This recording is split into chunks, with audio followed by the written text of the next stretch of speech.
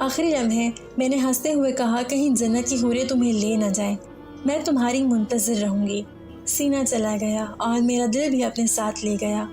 آنسو رکتے نہیں تھے، لیکن سینا کی امی کے سامنے اپنے آپ پر کنٹرول کرنے کی کوشش کرتی۔ ان سے کہہ رہی تھی، سنا ہے مرد عورت کی گود سے معراج پر جاتا ہے۔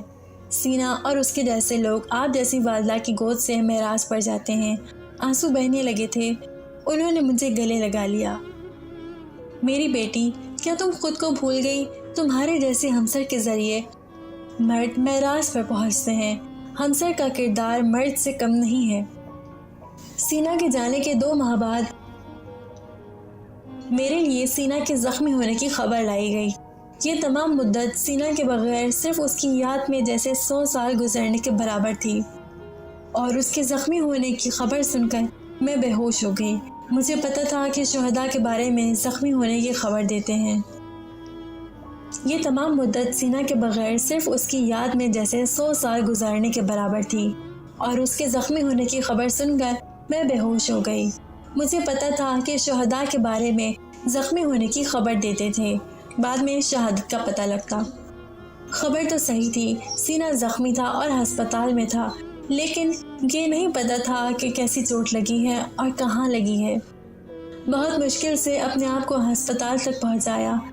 ہسپتال پہنچی، سینا کو دیکھ کر تیزی سے اس کی طرف گئی، اور جیسے ہمت جواب دے گئی۔ سینا کے ہاتھوں کو پکڑا، میری ٹانگیں کانپ رہی تھیں۔ کمزوری کے مارے میں زمین پر بیٹھ گئی۔ اس کا چہرہ میرے سامنے تھا اور میں صرف آنسو بہا رہی تھی۔